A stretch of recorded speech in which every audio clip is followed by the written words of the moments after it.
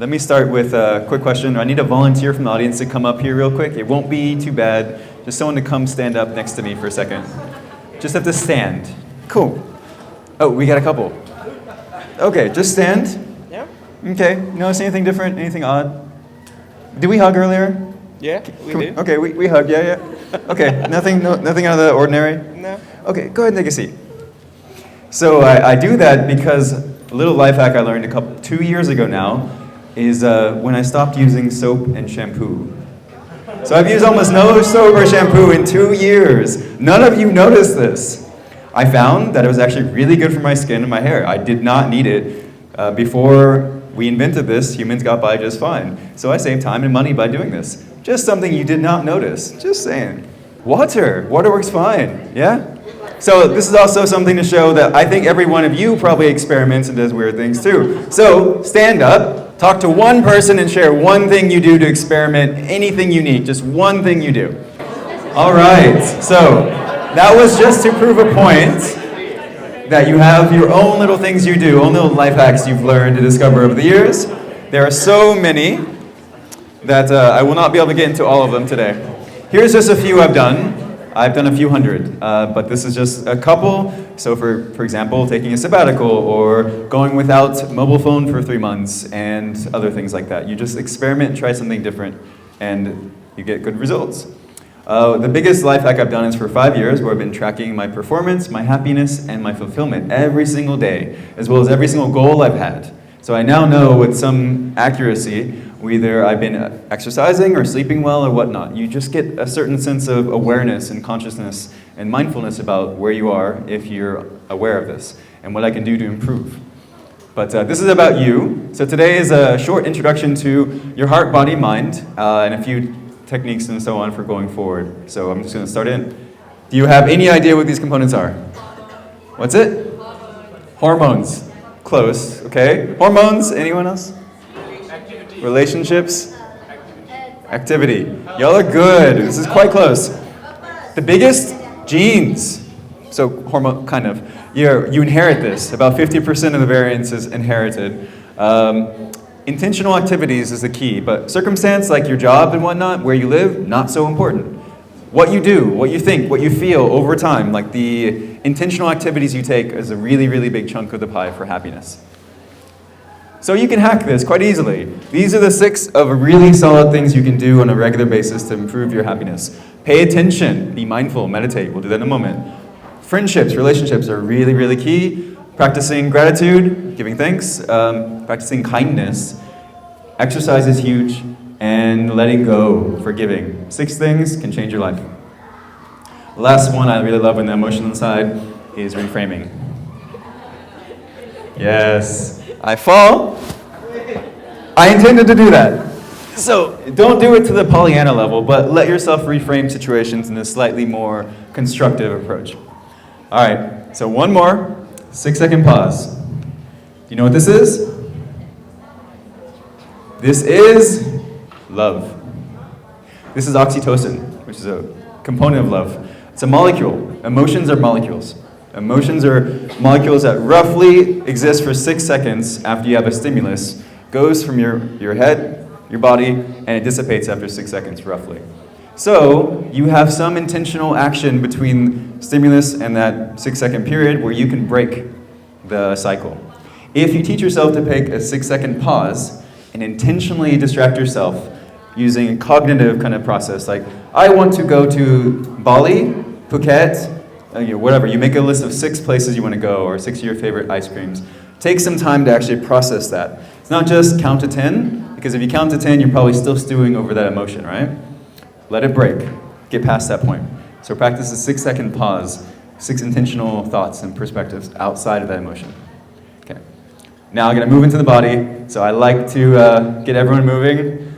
This we can't do. We don't have 60 years of squatting, which is probably good for your health.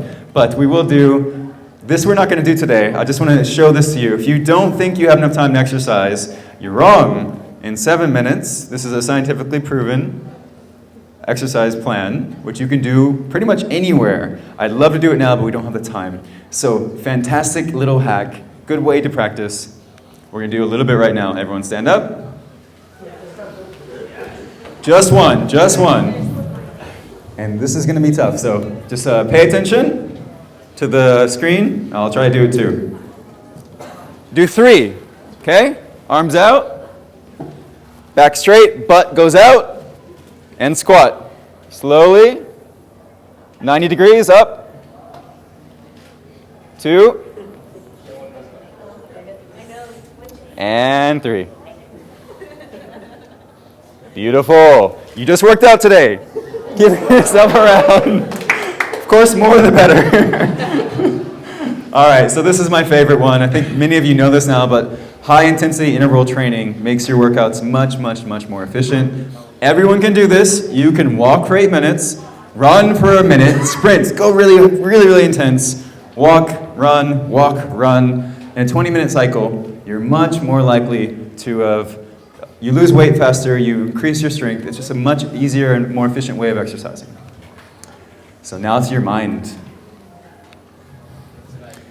Everyone, open up your pockets, take out your wallet or your purse, and remove something that should not be there. You probably have clutter, a receipt, I don't know what it is, but something in your wallet. You can remove your money and give it to me. I'm more than happy to take it off your hands. Bag, pocket, anything on your person that you carry around, I want you to find one thing and throw it away. I want you to find one thing right now, decide what it's going to be. We're figuratively clearing out the baggage. One thing. When you have it, go ahead and raise it up just so I can see. Raise it up. What do you got? Someone tell me what you have. Receipts. Cards. Receipts. Cool. No cash. Damn. Okay. Next time. Throw it away before you leave. Simple exercise. Do this regularly with your computer, with your friends. Wait, no. Do this as much as you can. Try to clear out things from your life. So it's about mindfulness. And doing this for well over 10 years is one of the biggest concepts for me. Can you become more mindful? It helps with almost everything. So, how many of you have never meditated in your lives? Raise your hand. A few. We're all going to meditate for 1 minute. I'm going to sit in silence. Everyone sit comfortably. I have a mic in my pocket, which will make it tough. You can have your back straight if you'd like. It's usually easier to do it this way. There's so many different types of meditation. So let's assume you're going to do back straight. You can imagine yourself as a mountain, if that helps. You're going to close your eyes. And for 1 minute, you're going to just be still. Recognize that you will have thoughts coming through your head. That's okay. Just gently escort them out. So for 1 minute, be at peace. And let's come back. You've all officially meditated. Now try doing that again tomorrow, maybe for 2 minutes, and the next day for 3 minutes, the next day for 4 minutes, the next day for 5. Do it the exact same time every day, and you might actually make this a habit. So, we're going to do this very quickly. We're all on the same teams. I want you to think creatively. This is a creative hack. You don't have to read this. It's basically just opening your mind to possibilities. This team, and this team, coming up with 10 novel uses for this object that you're about to see. So get ready. I want you to, in your group, make a list, write it down, or count it out. 10 objects. And let's go. What can you do with this? 10 things you can do with it. I'm done with my little life hacks, but I want to leave you with the code. The next steps, really. I take inspiration as I do this from a 4-step process. Learn, prepare, act, review. So scientists and doctors really where you're thinking, learning about the process, preparing, really getting thorough about what you can do to change your life and what these hacks could be. So engineers and business people take inspiration from them. And acting like an athlete, like an Olympic athlete, really executing. And finally reviewing, looking at it like an economist. What can you learn from this? So my challenge to you is actually to hack for the rest of your life. My challenge to you for the next 30 days is to floss daily for 30 days. Why do I say this? Well, it's an easy behavior change that you could quite likely do. I will give out a prize. 1 packet of floss for whoever. In 30 days, whoever does the most flossing will get my floss. But you have to follow up. So I want to leave this with you. This is how you do it. This is how you floss, okay? This is the last tool I'm going to teach. BMAT. Behavior equals motivation times ability times trigger. This formula can change your life. Dr. B.J. Fogg in Stanford, fantastic guy.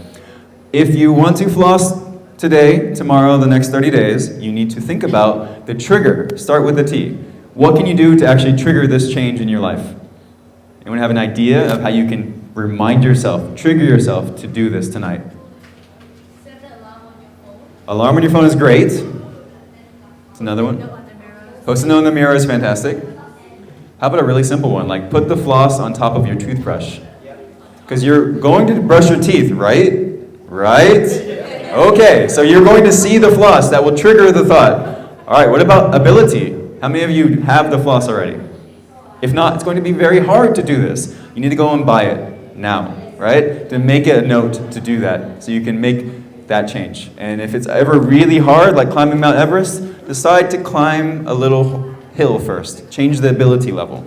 And motivation is the hardest one to change. What can you do to improve your motivation around this particular action? Give a reward after that. A reward. How about some candy right afterwards? What's another one? A picture of a broken teeth structure. These things can work. Okay, so you're hacking the motivation side too. 3 things together, you can floss for the rest of your life. Great. And saving lots of money on dental bills. All right, so I am now officially done, except I have to show you a few tools, things you can take home. Website, this is my personal site, jamesnorris.org. Tons of resources and tools and freebies to help you continue on this path, including Self-Spark and quite a few others, which you're here, so I think you know about this one. This one you might not know about. Every single app, device, tool you can imagine that will enable you to do these things that you want to change. Pretty much all of them are listed on Quantified Self's guide, one of the best sites in the world for finding these things and going forward. So that's all. Thank you so much for your time, and please keep hacking.